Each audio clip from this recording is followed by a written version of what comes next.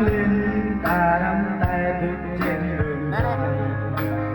với nhà hoa khó khăn đời che mưa đôi ta mơ ước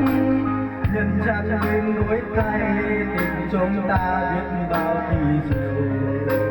hãy đi qua ánh dương chiều chặt nhòa tên tương hàng đời ơi chẳng bao giờ rời xa nhau dù cho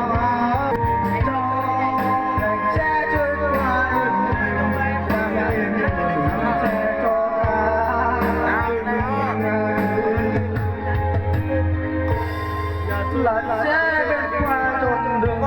chẳng bao giờ biết cho nhau dù cho bao tôi